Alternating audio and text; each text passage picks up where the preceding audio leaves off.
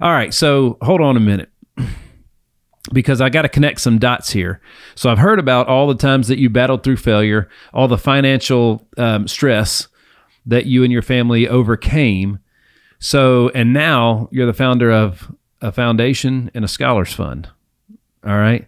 So talk to me about the lessons that you learned in the money with financial literacy and how all this became possible. Because I know that you guys are, I would say financial windfall kind of comes to mind, are the words that with any time that people are working with you. Mm-hmm. Talk to me about how you bridge that gap, because that's what I want people to understand is this stuff can happen really fast. Yeah. You can change. Like, when I go on podcasts, a lot of people want to know what I was doing in my 20s and 30s. I'm like, losing. We don't need to talk about that. Like, everything I got today is since my 36th birthday.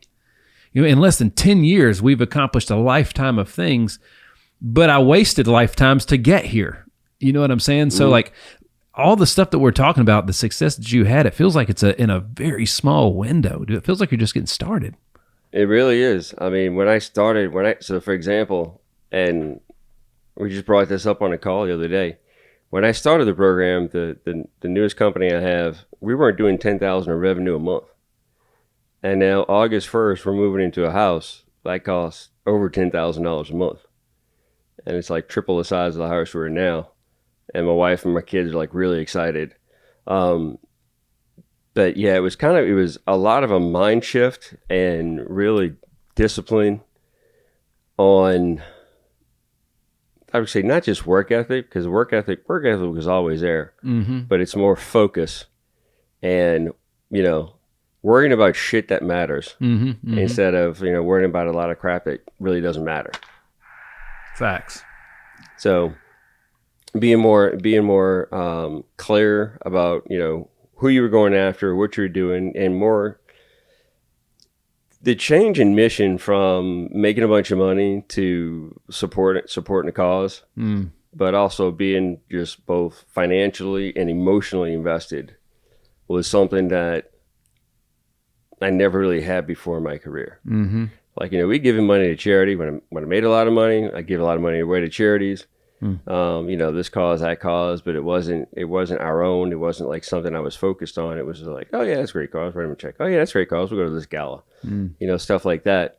And I never let emotion in business before. I was never like the emotional story I tell now with everybody I meet. That would have never happened. Mm-hmm. I was strictly, facts, figures. This is why it makes sense. And I might try to connect with somebody on a cause or something like that, but there wasn't really that emotional connection there. Right. And so I think that's one of the biggest things I changed, and getting rid of the negativity. So, because when I say I got a lot of BS, a lot of BS is the bitching I do. Sure. And that just comes from a lifetime of training, of being around people who complain about everything but do nothing about it. So the big shift for me and my family happened when we never had a problem making money. We had a problem having money. Okay. So making it was never the issue. Revenue wasn't the issue. It was knowing how to manage it and use it as a tool, like, so that money could go out and generate more money. So that money could work as hard as I do, because now there's two of us working. Mm-hmm. So I was like, the moment we figured out that every dollar was like a general, and I'm sending them out, and they can't come back unless they bring another one with them. Right. That was the whole thing. I remember in 2022 or 2023 was the first year that we made more money not working than we did working. And that was when portfolio and stuff, the businesses we invested in, the people we invested in were reaping great dividends. Right. So, dude, I've interviewed 1,500 college graduates in the last 5 years for a job, and 1,500 out of 1,500 roughly, they would tell me all the skills they had, that they learned, all the things they learned, and I would ask them, how do you make money doing that? And that was where they didn't have an answer. They had all this skill set, but they didn't know how to make money doing it. Financial literacy was what changed that for me. There was a Rich Dad, Poor Dad by Robert Kiyosaki. Changed my life. It all of a sudden, it's a second language that everybody needs to learn. Yeah. And skills, the skills you learn are directly there's a correlation with how you your skill set grows the more you know how to handle the money. Right. Mm-hmm. And that's the biggest thing. And like, we're just, we all come through basically the same school curriculum. So we're all in the same place when we go. And then it's a higher learning past that's so important and needed, So like, you go to work to earn money, to provide for you and others. But it's more than that. Like the money's just a tool. Brad always says, if you take a bad person and give money, they're a worse person. If you take a good person and give money, they're a better person. Yep. Right? So money just amplifies who you are. Well, does it though? Does it always? Is that a problem that you help solve? Financial literacy? Like who is it that you normally work with? Is it people that have lots of money? Is it people that just came into money? So my normal person I work with basically makes a lot of money, pays a lot of taxes. Okay. Like that's my ideal client. All right. And you know what? We don't like paying taxes, so there it is. So for a number of years, a lot of my clients came from CPAs, mm-hmm. and I would teach CPAs, especially like in the insurance world, you sell a lot of insurance when there's a tax advantage.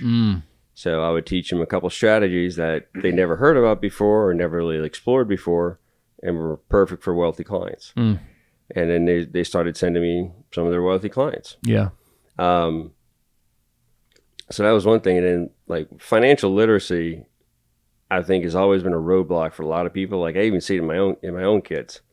My wife, when she worked for the Federal Reserve Bank, she actually started the first financial literacy program for school age kids. Mm-hmm. And like she would go out to high schools and give talks about, here's how our checking account work. Here's what happens to a check when you write it and give it to somebody. God bless her. Yeah. Here's where it goes. And I was just amazed at the stories she would tell me. Yeah. When like, the one I remember the most is she went to a high school and she was talking about how we went off the gold standard a long time ago. And the teacher, been teaching at the school a while, not a dummy, was like, I didn't know that. I'm not really sure if that's correct. I'm like, wow. Yeah. It just tells you like what a void there is in the education system about like financial literacy. The person that taught me business in school had never run a business before. Ain't that a problem? Yeah. So it's funny. My second son, Max, smart kid, got a scholarship to Loyola. We're in a car one day and he's a philosophy major. So I'm like, okay. What is that? Don't know what you're going to do with that. But anyway, we're riding in the car one day and he's like, because his track was kind of pre-law, so it made sense at the time.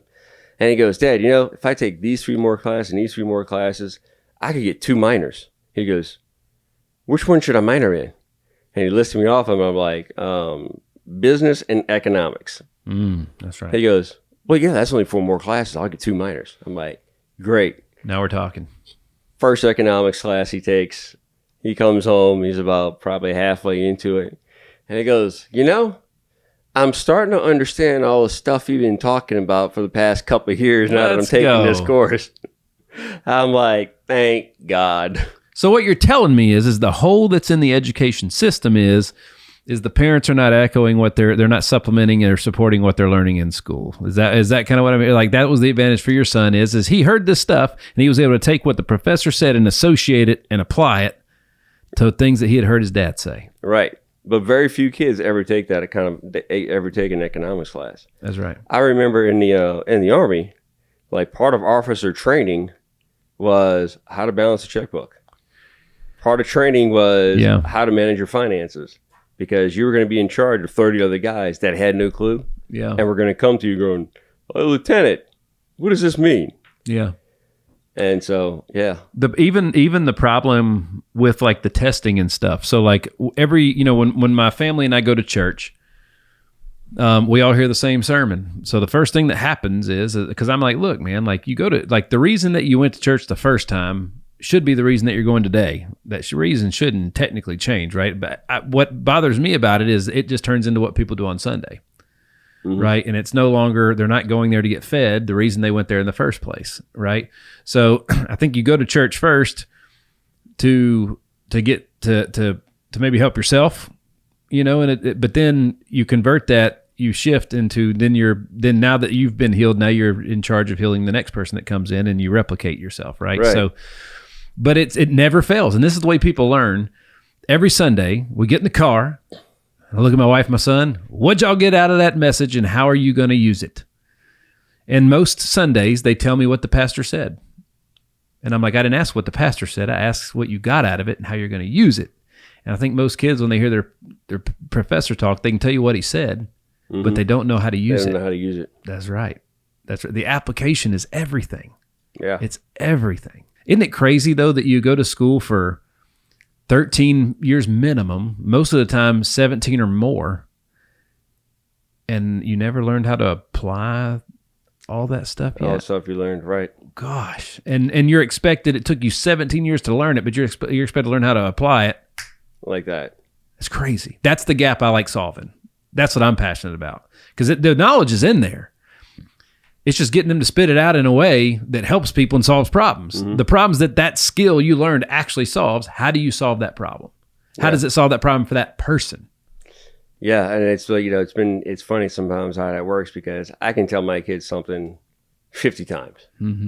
And like, they were sitting at a lunch with my two boys, and I'm explaining to them, how to start an LLC, the reason you have a business. Even if you have a W-2 job, you still want to own your own business because you get the right shit off. Come on, let's go. And we're sitting here at lunch, and I just kind of shut up. I let Leo start explaining it all to him. And both of my sons, well, yeah, that makes sense. Come on. And I'm sitting here, and I'm trying not to say anything. We finished lunch. All they hear is clean your room and take out the trash. And I'm like, I've told him the same thing 50 times. And he goes, I know. He goes, it's the same with my kids. My dad says the same thing. He's like, Nick, you're the same. You can't, your kids, all he hears, the same mouth that says take out the trash and you shouldn't have did that, isn't as prone to listen to something that's going to help them as coming from somebody else, because they have to hear it all from you. So yeah, the messenger is very, very, very important. So, dude, it's like, so you help people that have a lot of money, that need to know what to better do with that money, so to keep more of their money, but to also take that money and help people, right? What is so if you're just getting into money, or let's say, I'm 30 years old. I just broke 6 figures a year for the first time. It costs pretty much most of what we need to live off of. However, we just bought a home or whatever it is. But I just know I need to work with you, Matt. What is that like? What's a situation like that look like for the folks that don't have money they need to not hide, but put somewhere else? Well, for me, it really depends. Like my main target, the main people I work with are business owners. Okay. So I have a pretty successful business. I could say one of my best clients 7 years ago, he was about in that position, and I started doing some just kind of friendly conversations with him. Talked to him about consulting, and he told me his business model, and I could look at him, and I could look at the business, and I could see where it's going. I'm like, dude, in 5 years, you're going to be here. He goes, yeah, right. I'm like, dude, I know you don't see this yet, but I've been doing this a long time. Yeah. I said, these are the things you need to start working at. Well, oddly enough, his business partner didn't think I was worth the money. I wasn't charging very much anyway. And so our 1-year contract ended. 5-6 years later. Yep. I reconnected with him again about my new company, and he goes, man, you were right. I was like, really? About what? He goes, you said I was going to be here in 5 years. And he goes, man, I just didn't see it. Yeah. So somebody who's looking like long term, like what they both want to make an impact immediately, but also really have a long term lasting impact, like legacy. Yep. That's the kind of people that I like to work with. The ones that are thinking, not just what's in it for me now, but what's in it for my future generations. Thanks for tuning in. Like and subscribe for more, and visit nickhyder.com.